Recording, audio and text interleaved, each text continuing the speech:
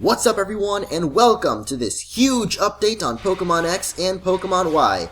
If you guys live under a rock, then you may not know that over the course of this past few days, E3 has been going on, and Nintendo has been revealing through Nintendo Direct a bunch of information regarding Pokemon X and Y. So today, I'm going to be covering basically everything that's been revealed over the course of E3 and those Nintendo Directs. So, there's a ton of new information to cover, so hold on to your Pikachus, and let's get going. We start off with a map of the Kalos Region, the new region for this game, which we've already seen before, but we're actually going to be using this map to refer to some of the key points that we'll see through this trailer and show off some comparisons. And let's first pause right here. If we listen to the narrator, he welcomes us, stating, "Home of your new Pokemon adventure." Now I'm going to take a guess that this is actually the starting town for this new generation, and we can pinpoint this town right here on the map. As you can see, the roof and the buildings pretty much look the same, and we'll actually get another clue pretty soon regarding that. Anyway, we get yet another look at this forest here. We've seen it all over the trailers, most likely this one here on the map if this is the beginning town. And now we see the other clue, which are these triangular kind of shapes in front of the town, which pretty much confirms this here to be on the map, and I'm pretty sure it's going to be the starting town of this game. By the way, did you notice this Rhyhorn here just chilling by the pool? Yeah, I don't know what's up with that, but apparently Rhyhorn has actually been revealed to be another rideable Pokemon. Just like you can ride around Go-Goat in Lumio City, you can actually ride around Rhyhorn somewhere else, so perhaps this Rhyhorn that we see in the pool here actually plays into that. Alright, so this next scene here shows off the windmill, which we can see over in this snowy area here in Kalos. And next up we have a dock, which might be Lumio City or some sort of other coastal town. Not really sure where that one's going to be. If we pause right here, this bird's eye view of the Eiffel Tower, something you might not notice at first is this familiar logo, the gym logo. And we already know that this town revealed in the second trailer here actually houses the gym, so perhaps Lumio City holds the second or third gym in the game. Now let's take a look at these Pokemon encounters. Of course we have the standard tall grass where the character runs into wild Pokemon, in this case the fighting type Pancham. It looks like this might be one of the early routes in the game, so perhaps Pancham you can actually encounter pretty early on in the game. But if we pause on the dialogue here for our buddy Helioptile, you'll notice something a little bit different. Rather than the usual text which says a wild Pokemon has appeared, we have this here. Perhaps stepping on Pokemon is a new way to encounter Pokemon, or maybe Helioptile is found in like a cave or something and you step on it rather than just encountering it. Next up we've got the fire starter Fennekin going up against Zoroark, and in this little battle scene we actually get to see for the first time the text for the move being called out, as well as the HP bar, which has actually never been shown in any trailer before. And in these next two scenes we're going to have the reveal of a couple of brand new Pokemon. First up we've got Vivillon, as he uses Struggle Bug against the water starter Froakie. Now let's pause here and go into detail with this little guy. Vivillon is a bug and flying type Pokemon, and it's said to have a secret hidden among the colorful decorative pattern on its wings. Vivillon has also been stated to evolve from a Pokemon called Spewpa, but nothing is really known about it yet. Now my guess is that Vivillon here is actually going to be the final stage of an early bug type Pokemon, much like Caterpie and Wurmple were in their generations, so Vivillon will be, for example here, the Beautifly or Butterfree of this generation, if you will. Like I said, Vivillon is not the only newcomer here. We've also got the reveal of Noivern. Noivern is a flying and dragon type Pokemon, and actually here we see it using a brand new move called Boom Burst. Boom Burst is a normal type attack, and it actually hits every single Pokemon in battle, including allies. Being a dragon type, Noivern definitely looks to be the pseudo sort of legendary dragon of this generation, much like Garchomp or Hydreigon or Dragonite were in their generations, but we'll have to wait and find out. Now we throw a Pokeball at Pikachu, and we have the reveal of the first brand new type of Pokemon since Generation 2. Introducing the Fairy type. And with that we have the reveal of Sylveon's type finally, the evolution revealed way back then. We now know that Sylveon is a Fairy type. However, Sylveon is not the only Pokemon that we've been shown that is actually going to be a Fairy type. We've also got the reveal that Jigglypuff is going to be a normal and Fairy type, Gardevoir here is going to be a Psychic and Fairy type, and Marill a Water and Fairy type. But I'm sure there are many more Pokemon like Clefairy, obviously, and maybe even Mawile or Dunsparce that will probably become Fairy types as well. And one of the coolest things revealed about the Fairy type is that it will be super effective against the long-standing powerhouses known as Dragon Pokemon. Here we see Sylveon show that off with a brand new Fairy type move called Moonblast, which does damage and also lowers the opponent's attack. And Gardevoir, the Dragon Slayer, using a brand new move called Fairy Wind against Hydreigon. I'm really excited to see how Fairy type is going to play into the game. I know there's pretty mixed feelings about it. Some people are like, dragons are going to be so weak now, and Some people just think fairy's a kind of a dumb idea, but honestly a new type just brings so much excitement to the table, and it's something I'm really looking forward to see how it plays out, and I don't know, I can't say that I dislike it. I'm really looking forward to see how it plays out. And moving on, we've got a brand new feature introduced. We've got Pokemon. And I'm sorry if I'm mispronouncing that, not very French. So this new game here, think Pokemon meets Nintendogs, maybe like Tamagotchi style, where you rub your Pokemon with a stylus, feed them puffins or whatever these are, and apparently it deepens your connections with them. I'm not sure if these are actually rumors, but I've heard that the Pokemon can actually be used to raise your Pokemon's critical hit stats as well as its evasion status, which seems a little bit weird to me. I would think it was something more like for raising the happiness of your Pokemon, but I just don't see how rubbing your Pokemon will make it more likely to hit harder.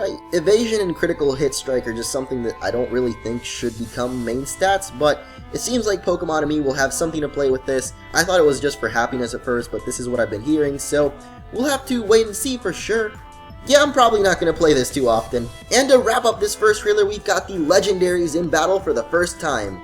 Xerneas unleashes his most powerful attack!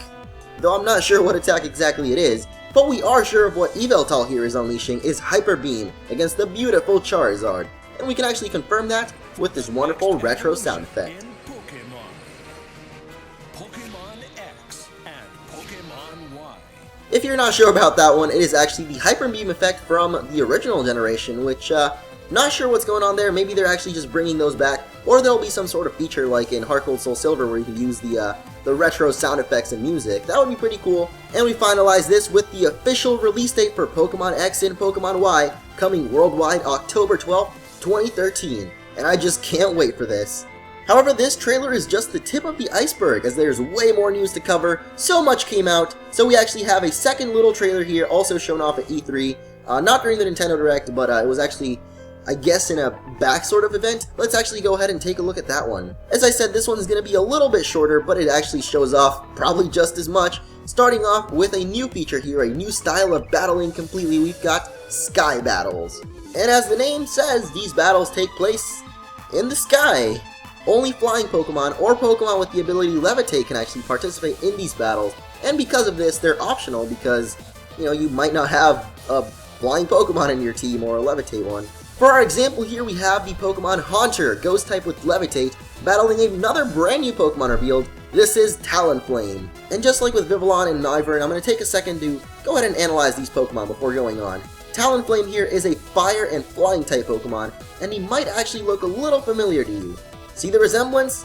While it's not confirmed, I'm pretty sure Talonflame will end up being either the second or final stage of Fledgling, and it pretty much confirms my theory that Fledgling would become a fire and flying type. Moving on with the trailer though, we have another normal battle, this time between two more brand new Pokemon. First off, we have Clauncher, a water type crab-like crustacean Pokemon guy, and he's actually here seen using the move Crab Hammer. And if you're wondering about his opponent, this here is Skrelp, another new Pokemon, a water and poison type, obviously a little seahorse-like Pokemon here, and he actually retaliates by using the move Sludge Bomb. And that pretty much concludes all the brand new Pokemon shown off at this trailer, so let's actually go ahead and have a little recap because I know it went a little fast, so let's go over all the new Pokemon revealed. I'll actually be putting them up on screen for these two trailers. First up, we've got Vivillon, Bug and Flying type Pokemon, Noivern, Dragon and Flying type, Talonflame, Fire and Flying, and most likely the evolution of Fledgling, Clauncher, Water type Pokemon, and finally Skrelp, Water and Poison type. This trailer is still not done though, and we have one itty bitty clip left, which actually shows off, of course, another brand new feature, Horde Encounters. You may have heard that wrong, so let me just specify, Horde Encounters, as in massive groups of Pokemon attacking you at once. Earlier I talked about new ways to encounter wild Pokemon like with Helioptile there, and this might actually be one of them here. One single Pokemon faces off against a group of 5, in this case Froakie the water starter is taking on 5 Houndours. And while that's it for the trailer, we can actually take a look at a couple of screenshots on the Pokemon website to actually learn a little bit more about these Horde Encounters. It seems Pokemon with moves that can hit multiple opponents, like Helioptile's Parabola Charge, or Go-Go's Rock Slide, will dominate this battle mode. So maybe these types of moves, like the new Boom Burst 2 that can hit multiple opponents, will be more abundant in Pokemon X and Y. Also, not all the Pokemon in a Horde are actually always the same species, as we can see here in this screenshot of a Horde of Tauroses which actually includes a Miltank in there too. One last one here shows off a horde of Axews as well in a little cave. Don't know what's going on with that one, but pretty much we see that you can either attack one Pokemon at a time or just use a move that takes out a bunch of Pokemon at once. It's pretty much how you take them out the easy way. I said this was going to be a jam-packed video, and while there's no more trailers to show, there are actually a couple of new screenshots and features that have actually been shown off on the Pokemon website, so let's go ahead and take a look at those. First off, we have the introduction of the Player Search System, or PSS for short. The PSS actually allows you to connect with players nearby, probably through Street Pass, or around the world with the internet, and it actually allows you to communicate to easily trade or battle with them. But one thing this screenshot of the PSS here actually gives away is how drastically different the character customization can be. From this screenshot alone here, we can see such huge variety of different hairstyles, hair colors, skin tones, tons of different clothing and accessories like the hats, the sunglasses, the clothing. Everything just looks so different and unique, and you can see all of these trainers here all look really different, as well as some actually maintaining sort of the look of the original main characters shown off. So this is probably going to be the extent of character customization. I'm really hoping so, at least, because this just looks awesome, and we're actually going to have our own custom trainers, which will be really cool for like Let's Playing and just for battling other trainers. And I don't know, it just looks really awesome, and I'm really glad that customization is actually finally a thing in Pokemon. But with the PSS, we finally wrapped up all of the information revealed during E3 for Pokemon X and Pokemon Y. However, I know a lot of you are probably pointing this out, or probably have pointed out already in the comments. Korokoro is currently being leaked with even more information regarding X and Y, so once that comes out, I'll be filling you in on all of that very soon. That does wrap it up for this video though. I just wanted to make a video just sort of about the E3 Roundtable and all of that. So that's going to be the end of this video. If you do want to keep up though when that new information comes out and I make a video about it, be sure to subscribe, and that way you'll be notified when my new videos come out. Also, I'd love to hear what you guys think of all of this. I know it's a lot of information to take in, so really I just want to know what you guys think of Fairy type. What do you think of the new Pokemon revealed all the way from Noivern and Vivillon, all the way to Talonflame, Clauncher and Skrelp, or I don't even know. There's just so much new stuff revealed, the character customization. Just let me know, what do you think of all of this new information revealed? I love to hear. Put that down in the comments below. And as always, if you enjoyed this video and would like to show some support, be sure to leave a like. Those are always very appreciated. So, thank you all for watching, and see you guys next time.